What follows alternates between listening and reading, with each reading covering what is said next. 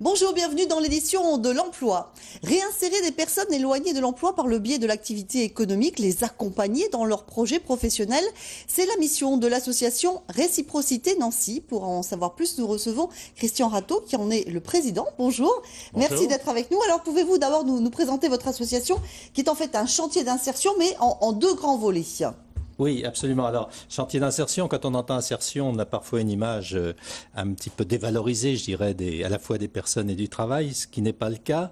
Donc, dans notre cas, nous avons deux grands domaines d'activité. D'une part, la médiation. Je vais vous en parler un peu plus en détail. Et d'autre part, des travaux de manutention générale, logistique, nettoyage. Alors, la médiation va se faire dans différents domaines. D'une part, dans le domaine de la lutte contre les précarités énergétiques et les économies d'énergie. Donc, nous avons des actions qu'on appelle défi énergie, par exemple, où on accompagne des familles pendant une année. On va chez elles, on voit avec elles quelles sont leurs consommations, on les forme aux éco-gestes, on suit leurs dépenses de manière à avoir, et on a des économies qui sont de l'ordre de 20 à 30% par famille. Donc, D'ailleurs, on va voir un exemple très concret dans un reportage. Absolument.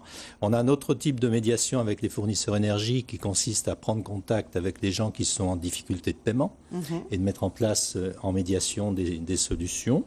Voilà. On a également des activités de médiation propreté, par exemple. On intervient dans des campagnes de désinsectisation. Alors, non pas pour faire le travail, mais pour entrer en contact avec les gens qui ne répondent pas au téléphone, qui ne répondent pas au courrier, etc. On a cette capacité à aller chez les personnes. D'accord.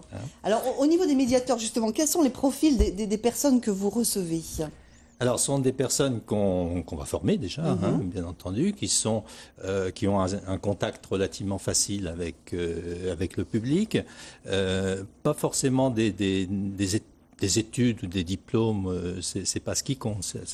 Et on a un public qui est tout à fait adapté parce que lorsqu'on va dans les quartiers, on a en face un public qui vient souvent des quartiers. Donc, qui a le même langage, qui est tout à fait puis enthousiaste, je dirais, pour faire ce genre de métier. C'est un métier passionnant, en fait. Donc ça, c'est le premier volet, précarité énergétique et économie d'énergie. On a un deuxième volet qui est la tranquillisation des lieux publics, qui est une problématique aujourd'hui assez importante. Donc on a des agents, on pourrait les appeler agents de tranquillisation, qui sont là, présence incitative, présence pour favoriser la civilité, je dirais, dans les lieux.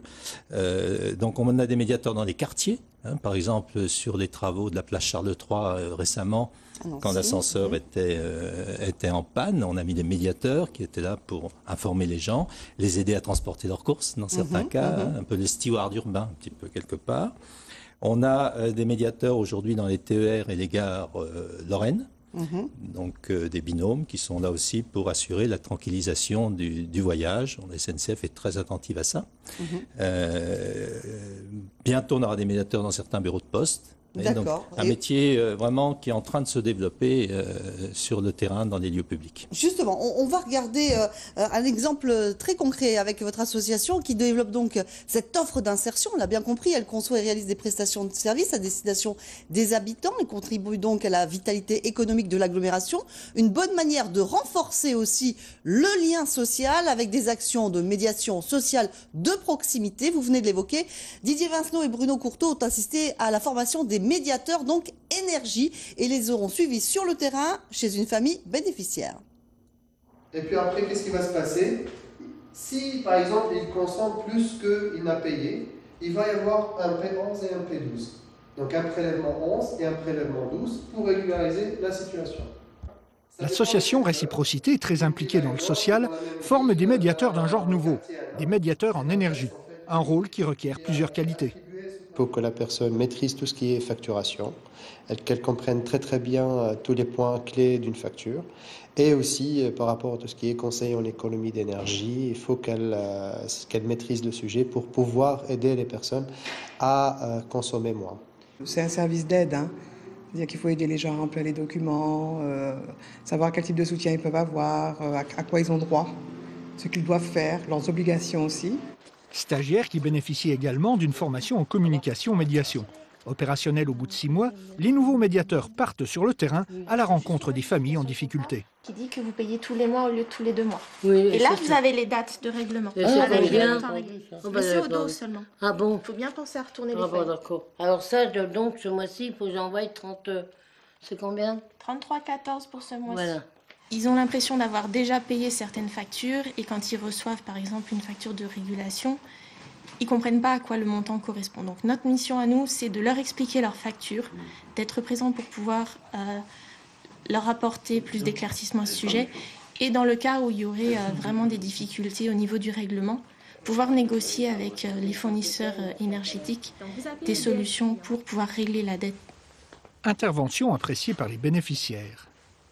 Eh bien, ça m'apporte, comment pourrais-je vous dire, un peu de satisfaction. Moins de désarroi parce que j'en avais beaucoup en voyant ces factures. Et je trouve que ces personnes m'ont bien aidé. Réciprocité intervient aussi auprès des personnes âgées et des enfants afin de les sensibiliser aux bons gestes d'économie d'énergie. On vient donc de voir cet exemple. Il y a en fait une plateforme qui est réellement dédiée à l'emploi. Hein. Oui, absolument. Oui, oui. Donc nous recrutons des personnes pendant une durée de 8 à 24 mois. Hein. On va les former, on va les remettre au travail et on va les accompagner pour résoudre leurs difficultés dans la vie quotidienne. C'est parfois déjà par là qu'il faut commencer. Bien sûr. Pour les aider à passer leur permis de conduire, pour les mettre en insertion en entreprise, faire un bilan de compétences, leur proposer un certain nombre d'orientations. Donc on a vraiment du personnel dédié pour accompagner ces personnes-là. D'accord. Si on prend 2012, hein, quelles ont été les sorties, les débouchés possibles? Vous avez peut-être quelques chiffres à nous donner, en tout cas quelques pourcentages. Hein. Oui, 2012, on a eu ce qu'on appelle sortie positive, 68% de personnes qui ont trouvé une sortie soit dans une formation généralement qualifiante, soit dans un CDD de plus de 6 mois, soit dans un emploi tout simplement ou en créant leur activité. D'accord. Un dernier mot peut-être sur votre association. Avec qui vous travaillez au sein de cette association? Alors, on travaille avec les collectivités territoriales, bien entendu, mais on travaille aussi avec les entreprises, avec les bailleurs sociaux. Hein, on marche vraiment sur l'économique et le sociétal. D'accord. Ouais. Alors, comment se passe le recrutement justement pour les personnes qui veulent devenir médiateurs? Il y a un seul biais en fait. Hein. Oui, on passe par Pôle emploi, ce sont des contrats aidés donc qui répondent à un certain nombre de critères. C'est pas une question de diplôme, on peut avoir des gens qui n'ont pas de diplôme ou des gens qui ont des diplômes.